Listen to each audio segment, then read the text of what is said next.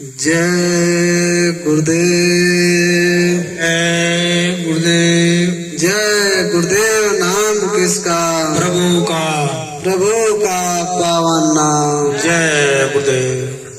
शब्द स्वरूप में सर्वत्र विराजमान परम संत बाबा जय गुरुदेव जी महाराज, परम संत बाबा जय गुरुदेव जी महाराज के उत्तराधिकारी यानी आज के मथुरा के बगिया के रखवाले श्रद्धेय पूज महाराज के चरणों में कोटि कोटि नमन प्रणाम करते हुए यहाँ उपस्थित सभी सत्संगी और धर्म प्रेमी भाई बहनों को सादर जय गुरुदेव। जय गुरुदेव। प्रेमी भाई बहनों, बड़ा सौभाग्य है कि आज हमें आपको ऐसा दुर्लभ अवसर प्राप्त हुआ है।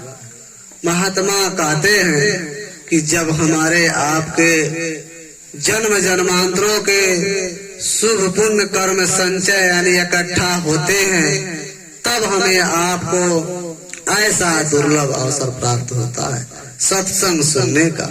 सत्संग तो वैसे संत महात्मा ही कहा करते हैं, लेकिन हम आप उनके वचनों और वाणियों को दोहराते हैं।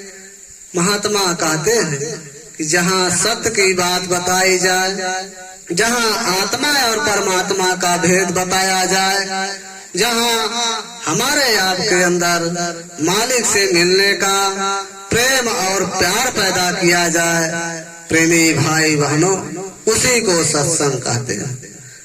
महात्मा कहते हैं कि सत्संग जल जो कोई पावे, मैल आई सब कट कट जावे। सत्संग ऐसा जल है कि जहाँ कौवा स्नान करता है और हंस बन करके बाहर निकलता है, ठीक उसी प्रकार से आज हमारे आपके अंदर जो मन बैठा हुआ है, ये जन्म जन्मांतरों से यूं कह लो, जब से हम आप इस तीन लोक के संसार में आए, भूमंडल पे आए, तब से हम आप बुरे खोटे कर्म करते चले आए और बुरे खोटे कर्मों के कारण ये हमारा आपका मन मैला कुचैला हो गया है। इसके ऊपर गंदगी चढ़ चुकी है। इसी गंदगी के कारण आज हम आप भगवान का भजन भक्ति नहीं कर पा रहे हैं। ये मन भगवान के भजन भक्ति में नहीं लगता, लेकिन बुरे खोटे कर्मों में ये फौरन लग जाता है, क्योंकि जन्म जन्मांतरों से इसके ऊपर वही आवरण चढ़ा हुआ है, इसीलिए उसी में दौड़ भाग लगाता है। लेकिन महात्मा कहते हैं इस मन की सफाई करने के लिए, यानी जब तक ये मन साफ नहीं होगा, निर्मल स्वच्छ नहीं होगा, तब तक हम आप उस भगवान का भजन भक्ति नहीं कर पाएंगे, देवी देवताओं का दर्शन नहीं कर पाएंगे। जैसे हमारे आपका शरीर जब मैला और गंदगी चढ़ जाता है, यानी शरीर से जब बदबू निकलने लगता है, तो हम आप क्या करते हैं, इस बाहरी जल का यानी पानी का प्रयोग करके अपने शरीर की मैल छुड़ा लेते हैं, तो हमारा आपका ये शरीर तब निर्मल और स्वच्छ हो जाता है। तब हमें आपको एक अच्छा सहानुभूति प्राप्त होता है। लेकिन उसी प्रकार से जहाँ हमारा आपका मन बैठा हुआ है, वहाँ तो बाहरी जल जा ही नहीं सकता, तो इस जल से कैसे सफाई होगी।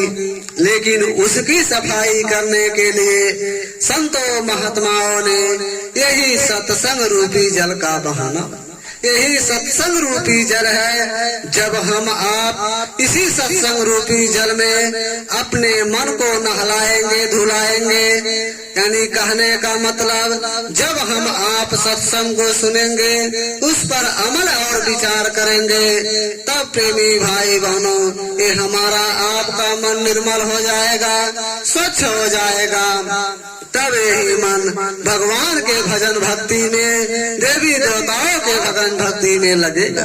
अरे प्रेमी भाई बहनों, हम आप सब सोचते हैं कि हमें भगवान मिल जाए, वह मालिक मिल जाए, लेकिन महात्मा कहते हैं हमें आपको तरीका नहीं पता है कि वो मालिक मिलेगा कैसे, क्योंकि हमें आपको मालिक मिलने के लिए हमारे आपके अंदर तरफ रहती है। देवी देवताओं का दर्शन करने के लिए हमारे आपके अंदर तरफ रहता है, लेकिन हम आप कोशिश करते हैं उस देवी देवताओं का दर्शन करने के लिए, लेकिन हमें आपको तरीका नहीं पता है। जैसे हम आप यदि सोच लें खाना बनाने के लिए और खाना बनाना ना आए, अपने मर्जी से जा करके भोजन पकवान बनाना शुरू कर दे, तो प्रेमी भाई बहनों वो भोजन बढ़िया से नहीं बन पाएगा, वो कचरा एकदम खराब हो जाएगा, खाने लायक नहीं रह जाएगा। लेकिन वही खाना यदि हम आप किसी जानकार के पास चले जाएं जो भोजन भंडार बनाता हो, पहले से खिलाता हो, और उसके साथ रह करके यदि हम भोजन भंडार बनाएं देख करके, तो प्रेमी भाई बहनों वो भोजन भंडार अवश्य बन जाएगा, बढ़िया से हम आप ग्रहण कर लेंगे। ठीक उसी प्रकार से यदि हम आप उस भगवान का दर्शन करना चाहते हैं, देवी देवताओं का दर्शन करना चाहते हैं, तो हमें आपको क्या करने की जरूरत है? किसी जानकार यानी पहुँचे हुए संत महात्मा फकीर के पास चले जाओ, जो देवी देवताओं का दर्शन करता हो, उस भगवान यानी राम कृष्ण ब्रह्मा विष्णु महेश का दर्शन करता हो। जब हम आप ऐसे जानकार संतों महात्माओं के पास पहुँचेंगे, तब प्रेमी भाई बहनों हमें आपको रास्ता मिलेगा। लेकिन हम आप जब संतों महात्माओं का बात करते हैं तो लोग यही कहते हैं, अरे भाई भगवान तलाश करना है तो क्या जरूरत है साधु संतों के पास जाना। अरे प्रेमी भाई हर चीज का पढ़ाई यानी हर विषय का पढ़ाई अलग अलग मास्टर होते हैं। जैसे हमें आपको यदि डॉक्टरी पढ़ना है, तो यदि हम आप सोच ले चलो जहाँ वकालत की पढ़ाई होती है वहाँ एडमिशन यानी नाम लिखवा ले, और हम वहाँ जा करके वकालत में और डॉक्टरी की पढ़ाई पढ़ ले, तो ये कभी संभव नहीं हो पाए। और यदि हम आप सोच ले कि वकालत की पढ़ाई जा करके मेडिकल कॉलेज में एडमिशन करा ले यानी नाम लिखवा ले, वहाँ चाहे वकालत पढ़ने की, तो हम आप कभी पास नहीं हो पाएंगे, ना ही जानकार हो पाएंगे। इसीलिए हर विभाग की पढ़ाई अलग अलग होती है। जिसको जो पढ़ाई पढ़ना है उस विभाग में जाएगा, वो मास्टर जब पढ़ाएगा, क्योंकि उस विषय में उस मास्टर को पूरा जानकारी होता है, तब हमें आपको बता देगा, तब हम आप उसकी जानकार हो जाए। इसी प्रकार से यदि हमारे आपके अंदर भगवान का जगह है, यानी भगवान के लिए हमारे आपके अंदर प्रेम और प्यार है, देवी देवताओं के लिए यदि हमारे आपके अंदर प्रेम और प्यार है, यदि हम आप सोचते हैं कि हमें भगवान का दर्शन हो जाए, हमें देवी देवताओं का दर्शन हो जाए, तो प्रेमी भाई बहनों उस इंसान के लिए यदि पढ़ाई पढ़ना है, उस परा विद्या का, अध्यात्म विद्या का, तुझे संतों महात्माओं के पास जाना पड़ेगा, क्योंकि उसकी जानकार संत महात्मा फकीर ही होते हैं। अब जैसे बताएं आपको, अब सोच ले कि चलो स्कूल में लिखवा करके संतों महात्माओं का यानी मालिक का हम भेद जान जाए, तो कभी नहीं हो सकता। इसीलिए उसकी पढ़ाई संत महात्मा ही जानते हैं। यदि हमारे आपके अंदर है वह भाव है कि हमें दर्शन करना है, हमें भगवान का भजन करना है, तो प्रेमी भाई बहनों आप सब संतों महात्माओं की तलाश कीजिए, क्योंकि वो विद्या उन्हीं के पास होता है। और महात्मा का कहते हैं कि भाई यदि हम आप इस संसार के विद्या में वो परा विद्या ढूंढना शुरू कर दे, तो हम आप कभी नहीं पा सकते हैं, क्योंकि इस संसार की विद्या इस संसार के लिए लिखा रहता है, लेकिन वो परा विद्या वो परा विद्या के लिए लिखा रहता है। वो संत महात्मा ही उसका मास्टर होते हैं। जब हम आप उनके पास जाएंगे तभी हमें आपको ज्ञान होगा। तो प्रेमी भाई बहनों, हम यही कहेंगे आप संत महात्मा फकीर की तलाश कर ले, क्योंकि ये मत सोचिएगा कि अभी हमारा उम्र बाकी है, बुढ़ापा आएगा तो भजन भक्ति करेंगे तब महात्मा की तलाश करेंगे। अरे प्रेमी भाई बहन, यहाँ संसार में यदि हम आप सरकार की नौकरी करते हैं तो 60 साल में वो रिटायर कर देता है कि भाई ये काम लायक नहीं है मेरे नौकरी का, इसे घर पठा दो, अब ये काम लायक नहीं है। वो पेंशन जरूर देता है लेकिन अपने काम काज में नहीं लगाता है। तो बताओ, इस संसार का जब काम काज में संसार का व्यक्ति नहीं लगाता है तो पराविद्या हासिल करने के लिए आप अपने मन में कैसे ठान लेते हो कि 60 वर्ष के बाद हम वो विद्या हासिल करेंगे? ये कभी संभव नहीं हो पाएगा। इसीलिए इसी उम्र में जो आपका जो भी श्वासों की पूंजी बचा है, रे भाई जाने अनजाने में जो बीत गया, हम ऐसा नहीं कहते हैं जो 50-60 वर्ष के नाग गए अब वो नहीं भगवान का भजन भक्ति कर पाएंगे, जो नवजुवक है वही खाली कर पाएंगे, ऐसा नहीं है।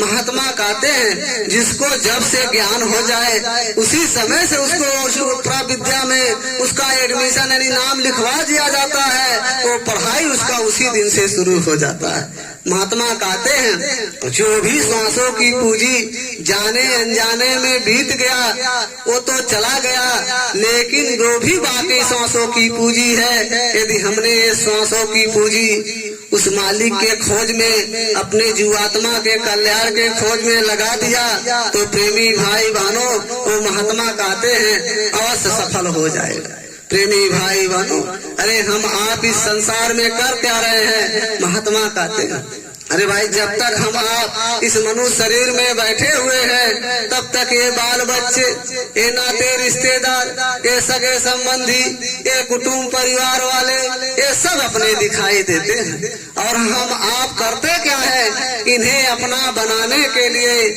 इस शरीर से इतना अथक परिश्रम करते हैं, यानी चोरी ठगी बेईमानियां भी कर लेते हैं इन सब के लिए। अब विचार करो, एक समय ऐसा आता है जब इस शरीर से प्राण निकलता है, इस शरीर से जब संबंध टूटता है तो प्रेमी भाई बहनों, इस दुनिया वालों से भी संबंध टूट जाता है। अब आप विचार करो, जिस शरीर से इस दुनिया बनाने की कोशिश करते थे, जब ये शरीर हमारा आपका नहीं साथ दिया तो दुनिया में ऐसे कौन से लोग हैं, नाते रिश्तेदार सगे संबंधी हैं, बेटा बेटी आस पड़ोस वाले हैं, जिनके लिए आपने ना जाने कितने बुरे खोटे कर्म कर दिया अपना बनाने के लिए, वो हमारे आपके साथ चलने वाले नहीं है, साथ निभाने वाले नहीं है। ऐसे दुनिया में कोई नहीं है, उस समय हमें आपको अकेला जाना पड़ेगा। अरे महात्मा कहते हैं ये शरीर किराए का मकान है, ये पराया मकान है। अरे किसी को 40-50 साल के लिए मिला होगा तो किसी को 80-90-100 साल के लिए मिला होगा। जितने जितने श्वासों की पूंजी उस परमात्मा ने, भगवान ने हमें आपको दिया है, उसे भुगतने के बाद ये शरीर को यही छोड़ करके जाना होगा, क्योंकि ये शरीर न आज तक किसी का साथ गया ना ही किसी के साथ जा सकता है। इसीलिए प्रेमी भाई बहनों, महात्मा कहते हैं अरे कम से कम इस मनुष्य शरीर से अपने जीवात्मा के कल्याण के लिए थोड़ा बहुत काम कर लो। अरे क्या काम करना है? अरे इस शरीर को ना इतना दुख देना कि ताकि हम आप यानी हमारा आपका जो प्राण इस मनुष्य शरीर में बैठा हुआ है, हम आप इस मनुष्य शरीर में बैठ करके उस मालिक का भजन भक्ति ना कर सके। क्योंकि जब हम इतना ज्यादा इस शरीर को दुख दे देंगे, जब दुख में ही हमारा आपका शरीर डूबा रहेगा तो हम आप भजन भक्ति कैसे कर पाएंगे? और महात्मा क्या कहते हैं, ना इस शरीर को इतना सुख भी देना कि ताकि हमारा आपका ख्याल भी उस भगवान के तरफ ना जाए।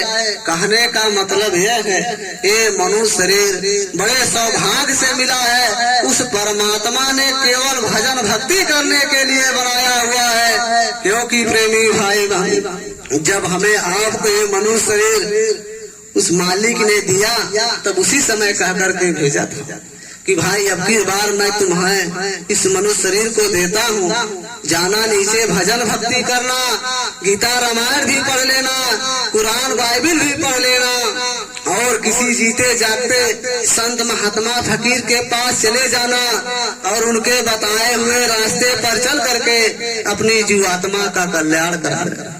इसी मकसद के लिए मनुष्य शरीर मिला हुआ था। लेकिन जब हम आप इस संसार में पैदा हुए तो माया ने ऐसी बारीक सी पर्दा डाल दिया कि हम आप वो वादा भूल गए जो वादा हम भगवान से किए थे।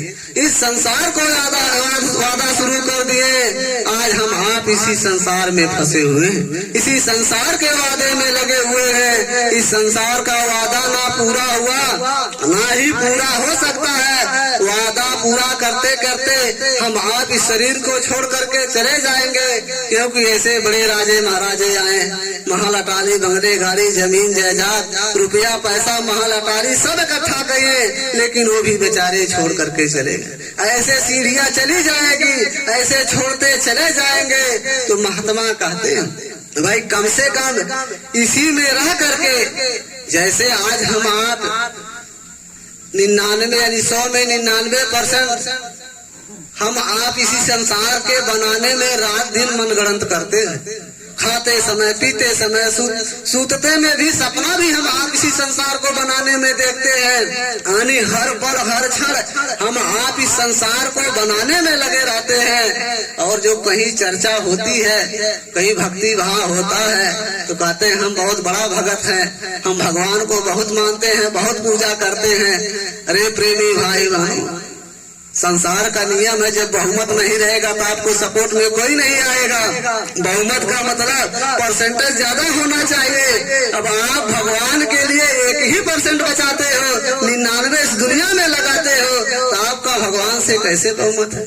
आप भगवान को कैसे प्राप्त कर सकते हैं? अरे हम आप इस मन की मान बढ़ाई के चक्कर में झूठ बोल देते हैं दुनिया वालों से कि हम बहुत भजन भक्ति करते हैं, हम बहुत देवी देवताओं को मानते हैं। अरे महात्मा कहते हैं अरे भजन भक्ति करना है, देवी देवताओं का भजन भक्ति करना है, दर्शन करना है, पूजा पाठ करना है, तो 100 में 51% भगवान के पास लगा दो, 49% इस संसार में लगाओ तो भगवान का बहुमत आपके पास हो जाएगा। लेकिन आप सोच लें कि 99 संसार में लगा करके एक आदमी अपने पास सपोर्ट कर ले, तो संभव कभी नहीं हो सकता।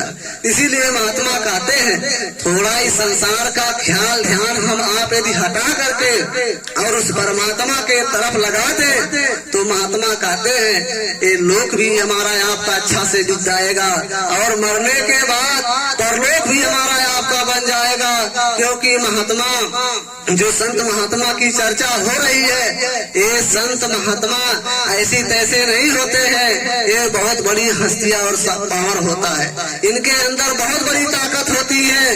ये महात्मा हमारे आपके कल्याण के लिए जब तक हम आप मनुष्य शरीर में रहेंगे तब तक वो महात्मा इसी मनुष्य शरीर में रह करके हमारा आपका ख्याल ध्यान करेंगे। लेकिन जिस दिन इस शरीर छोड़ करके ऊपर जाएंगे उस समय हमें आपको वहाँ महात्मा मिलेंगे, वो आपको गुरु मिलेंगे, हर पल हर क्षण मिलेंगे, हर जगह मिलेंगे, चाहे स्वर्ग हो, वैकुंठ हो, चाहे यमराज के कचहरी, हर जगह आपको साथ देंगे। ऐसा नहीं है कि यहाँ आपका साथ देंगे वहाँ नहीं देंगे। गुरु महात्मा जो होते हैं सच्चे, वो आपको हर जगह मिलेंगे, आपको अच्छे जगह जब तक पहुँचा नहीं देंगे तब तक आपका पीछा छोड़ने वाला नहीं रहे। महात्मा इसीलिए कहते हैं कि भाई इसीलिए महात्मा की तलाश कर लोगे तो लोक भी अच्छा रहेगा, परलोक भी अच्छा रहेगा। प्रेमी भाई बहनों, आप सब महात्माओं का इतिहास सुने होंगे। मैं छोटा सा एक दृष्टांत सुनाता हूँ, उसके बाद बंद करूंगा। प्रेमी भाई हस्ती शक्ति जो महात्मा का होता है, महात्मा कहते हैं कि राजा जनक अध्यात्म यानी उनका अध्यात्मवाद जो ज्ञान था वो खुला हुआ था, वो जानते थे, भजन भक्ति करते थे, क्योंकि वो भी गुरु किए थे। उसी गुरु के द्वारा उनके बताए हुए रास्ते पर चल करके उस नाम की कमाई करके वो महात्मा यानी वो राजा जनक आत्मज्ञानी हो गए थे। प्रेमी भाई बहनों, जब राजा जनक का अंतिम समय आया, यानी ये प्राण छूटने का समय आया, तो राजा जनक को पता हो गया कि अब हमें इस शरीर को छोड़ करके जाना होगा। तब तक यमराज के सिपाही आ गए उनको लेने के लिए और कहे, राजा जनक तुम तैयार हो जाओ, चलो तुम्हारा समय पूरा हो गया। राजा जनक कहे, हम तैयार हैं पहले से, क्योंकि अध्यात्म यानी संसार से उनका लगाव 1% था, 99% उस मालिक से था, इसीलिए उस जगह रहना नहीं चाहते थे, उसी बहुमत में वो रहना चाहते थे जो मालिक का उनका 99% था। तब राजा जनक कहे, हम तैयार हैं, चलो। यमराज के सिपाही आए, अपने विमान पे बैठाए, राजा जनक को लेकर के चले। जब रास्ते में गए और उसी रास्ते में जो बगल में वो नर्क बना हुआ था, और वहाँ जब वो जीव मारे काटे जा रहे थे तो चिल्ला रहे थे कि बड़ा जोर से आवाज आ रहा था, जैसे आपके गांव अगल बगल में कोई झगड़ा मारपीट हो जाए तो हम आप सुनते हैं तो डर हमारे आपके अंदर ऐसा भाव पैदा हो जाता है कि चलो देखो क्या हो रहा है, यदि बचा सके तो बचा दे उसको, झगड़ा ना होने पाए। उसी प्रकार से जब राजा जनक उस आवाज को सुने पीड़ादायक, तब यमराज के सिपाही से बोले कि देखो ये बताओ, ये लोग बेचारे क्यों चिल्ला रहे हैं, इनको कष्ट क्यों दे दिया जा रहा है, मुझे बताइए। तब यमराज के सिपाही ने कहा, अरे प्रभु, इन्हें भी मनुष्य शरीर दिया गया था जैसे आपको मिला है, इन्हें भी दिया गया था कि जाओ भजन भक्ति कर लेना, अपनी जीवात्मा का कल्याण करा लेना, ताकि ये जन्म मरण के चक्कर में मत आना, इन्हें भी मौका दिया गया था। लेकिन जब ये मानव तन पाए, इतने अहंकार और गुरूर में हो गए, इतना अपराध करना शुरू कर दिए, आज उसी बुरे खोटे कर्मों के कारण ये लोग मारे काटे सताए जा रहे हैं। लेकिन महात्मा बहुत बड़ा दयालु होते हैं, वो चाहे अपना हो चाहे पराया हो, चाहे मांसाहारी हो चाहे शाकाहारी, संसार में जितने जीव हैं वो सब पर दया सोचते हैं। जैसे एक पिता के 4 बेटा हो, कोई बढ़िया से कमाता हो, कोई घूमता हो तो कोई घर पे ही बैठा हो, कुछ भी बोल दे बाहरी से, लेकिन वो जो घर पे बैठा है ना पैसा कमाता हो, यदि बाहर कोई किसी दूसरे आदमी ने उसको मार दे, गाली दे दे, तो आपके अंदर इतना पीड़ा होगा कि चाहे जो भी हो, कितना भी खराब मेरा बेटा क्यों ना हो, लेकिन ये मेरा बेटा है, इसको मत छूना, उसके बदले में मुझे मार देना, लेकिन मेरे बेटे को हाथ मत लगा। इतना प्रेम रहता है, इतना हमारे आपके अंदर मोह रहता है। उसी प्रकार जो सच्चे पिता होते हैं वो सबके अंदर ऐसे प्रेम रहता है अपने बेटे के। इसीलिए महात्मा इस संसार के जितने जीव हैं वो सबके पिता हैं। इसीलिए जब उन्होंने देखा कि भाई वो मारे काटे जा रहे हैं, तो कहे ठीक है, जो भी उन्होंने अच्छा बुरा किया, बताओ उसका बचने का उपाय क्या है, जल्दी से बताओ। तब यमराज के सिपाही ने कहा, प्रभु इसका एक ही उपाय है, यदि कोई संत महात्मा फकीर, कोई भजनंदी भगत कर भक्ति करने वाला भजनंदी, साधना करने वाला साधक, यदि वो नाम की कमाई किया हो, भक्ति भाव का कमाई किया हो, यदि उस कमाई का फल दे दे तो इनका कल्याण हो जाएगा। तब राजा जनक ने कहा, धनी धन राजा जनक, जिन सुमिरन किया विवेक, एक घड़ी के सुमिरते पापी तरे अनेक। उसी समय राजा जनक 2.5 घड़ी नाम का कमाई का फल दिए और करोड़ों करोड़ जीवों का उद्धार हो गया। जो चिल्ला रहे थे, बताओ प्रेमी भाई बनो, कहलन महिमा गुरु हुआ, कोई न जाने किस समझाओ। अरे गुरु की हस्ती और शक्ति को वही जान पहचान कर सकता है। जैसे कुंज एक पंछी होती है, कुंजों की अवस्था वही जानती है, वो पंछी आसमान में ही रहती है, अपना अंडा बच्चा जो देती है उसका परवरिश वही ऊपर ही रहता है। वो कुंजों को अवस्था वही जानेगा जो कुंजों के साथ उड़ान भरता होगा। ये कबूतर तीतर बेचारे क्या जाने जब ये नीचे ही सफर करते हैं। उसी प्रकार से संतों महात्माओं की गति मति को वही जान सकता है जो कोई भजन भक्ति करता होगा, भगवान का भक्ति भाव करता होगा, वही जान सकता है है, बाकी सब इस संसार के काल के जाल में फंसे हुए हैं। इसीलिए हम कहते हैं प्रेमी भाई बहनों, संतों महात्माओं की तलाश कर लीजिए। जैसे उन करोड़ों करोड़ों जीवों का उद्धार हो गया, यदि हमारा आठ का आस रहेगा, पहले से लगा रहेगा, तो इस संसार में भी सुखी रहेंगे। जब हम इस शरीर को छोड़ करके जाएंगे वहाँ भी सुखी रहेंगे। इसीलिए हम यही कहना चाहेंगे, आप सब महात्मा की तलाश कर लीजिए। आगे समय अच्छा नहीं है, हमारे कहने में यदि कुछ गलती हुआ होगा तो मुझे माफ कीजिएगा। बोलो जय